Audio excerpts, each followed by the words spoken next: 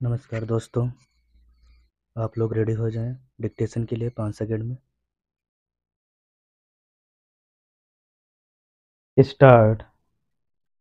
किन कारकों या परिस्थितियों के कारण जन विश्वास अधिनियम की शुरुआत हुई और इस कानून को बनाने के लिए निर्देशित करने वाले मूलभूत सिद्धांत क्या थे?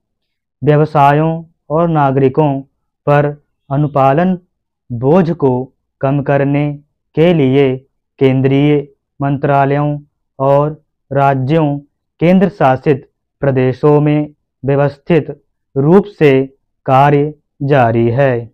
व्यवसायों पर अनुपालन बोझ को कम करने के लिए छोटे अपराधों को अपराध मुक्त करना महत्वपूर्ण स्तंभों में से एक है।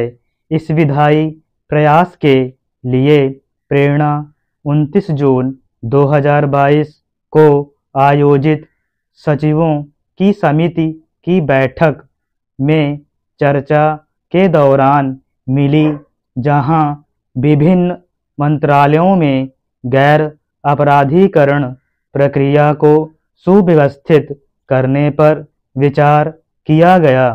माननीय प्रधानमंत्री ने एक सामान्य संशोधन विधेयक का सुझाव दिया और उन संभावनाओं पर प्रकाश डाला जिनकी बदौलत विभिन्न क्षेत्रों में गैर अपराधीकरण प्रयासों को एकीकृत किया जा सकता है और न्यायपालिका तथा विधायी विभाग का समय बचाया जा सकता है।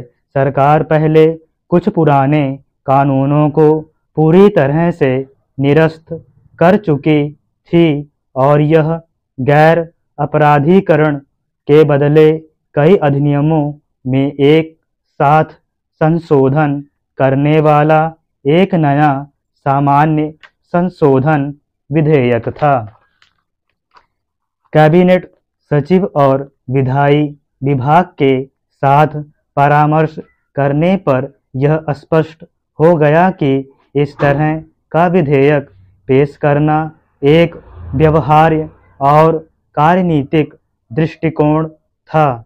इसने जन विश्वास अधिनियम की शुरुआत को चिन्हित किया, जो कानूनी प्रक्रियाओं को सरल बनाने, अनुपालन बोझ को कम करने और अधिक व्यापार अनुकूल वातावरण को बढ़ावा देने के व्यापक लक्ष्य के साथ संरेखित हुआ। इसके मूलभूत सिद्धांतों ने एक संतुलित कानूनी ढांचे को प्राथमिकता दी है, जो गैर हानिकारक अपराधों के लिए मामूली आपराधिक सजा को दीवानी दंड या प्रशासनिक कार्रवाइयों से बदल देता है।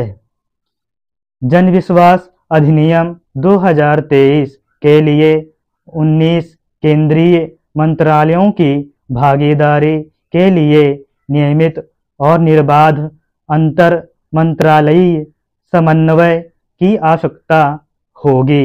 इस तरह के समन्वय में किन चुनौतियों का सामना करना पड़ा और इतने व्यापक सहयोग के लिए क्या कार्यनीतियां अपनाई गईं? सावधानी पूर्वक नियोजन और स्पष्ट संचार चैनलों के माध्यम से मंत्रालयों में निर्बाध सहयोग हासिल किया गया। नियमित परामर्श, अंतर मंत्रालयीय बैठकें और एकीकृत दृष्टिकोण प्रभावी समन्वय की कुंजी थे। कार्यनीतियों में व्यापक ब्रीफिंग, विविध दृष्टिकोणों को हल करना और उद्देश्यों को संरेखित करना शामिल था।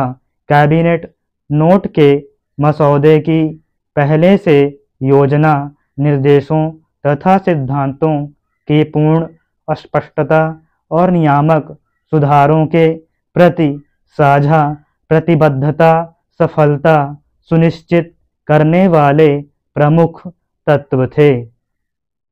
उदाहरण के लिए, जब नौकरशाही मार्गों को छोड़ने के लिए समय कम था, सूचना एवं प्रसारण मंत्रालय, कृषि और कुछ अन्य मंत्रालयों की विशिष्ट चिंताओं को संचार के अनौपचारिक तरीकों के माध्यम से संबोधित किया गया था। इस सक्रिय दृष्टिकोण ने सहयोगात्मक प्रयास की समग्र गति को बनाए रखते हुए चिंताओं को त्वरित समाधान सुनिश्चित किया।